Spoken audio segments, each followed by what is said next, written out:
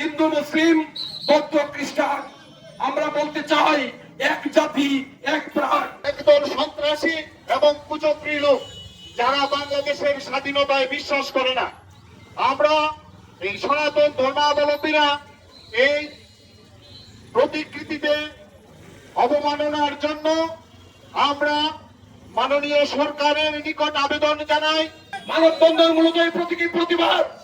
আজকে বক্তৃতা দেওয়ার সময় নয়, তবে আজকের এই মানববন্ধনের বিক্ষোভ সমাবেশ থেকে আমরা উদাত্ত কণ্ঠে আহ্বান জানাই।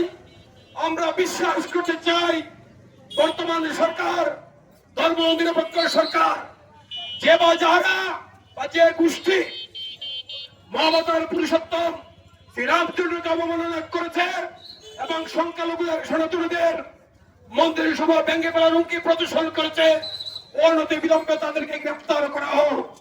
আমরা সুনামগঞ্জ থেকে কেন্দ্র পর্যন্ত উদাত্ত আহ্বান জানাচ্ছি। আরো ঘোষণা করতে চাই, কেন্দ্রীয় কমিটি সনাতনীদের দাবি আদায়ের জন্য যখন যে কর্মসূচি ঘোষণা করবে, সুনামগঞ্জ থেকে আমরা তার সাথে একাত্মতা ঘোষণা করছি।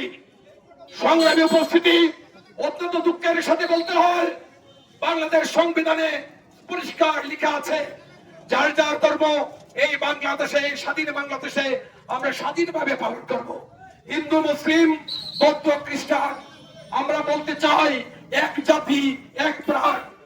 আর আমরা সুনামগঞ্জ শহর থেকে সারা বাংলাদেশে এই সামনের বার্তা আমরা পৌঁছে দিতে চাই।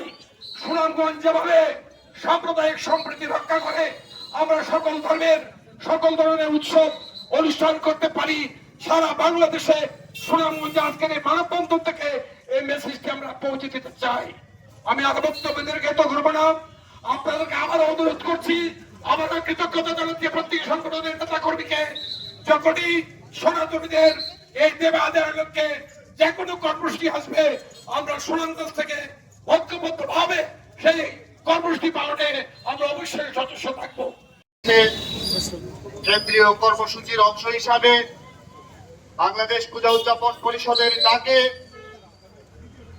বাংলাদেশের সনাতনী সম্প্রদায়ের সকল সংগঠন সারা দেশের মতো আমাদের সুনামগঞ্জ জেলায় আলফাতুদ্দিন স্কয়ার ট্রাফিক পয়েন্টে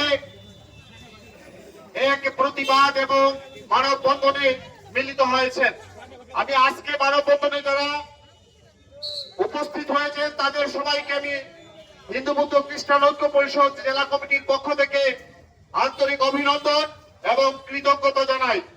আজকে আপনারা সবই জানেন যে আমাদের গাইবান্ধায় পলাশবাড়িতে আমাদের ভগবান শ্রী রামচন্দ্রের প্রতিকৃতিতে যে অবমাননা হয়েছে, জুতা নিক্ষেপ করে যে অবমাননা করেছেন, যে যারা করেছেন তারা আমি মনে করি যে মানুষ রূপী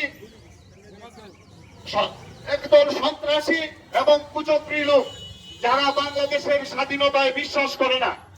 আমরা এই সনাতন ধর্মাবলম্বীরা এই প্রতিকৃতিতে অবমাননার জন্য আমরা মাননীয় সরকারের নিকট আবেদন জানাই।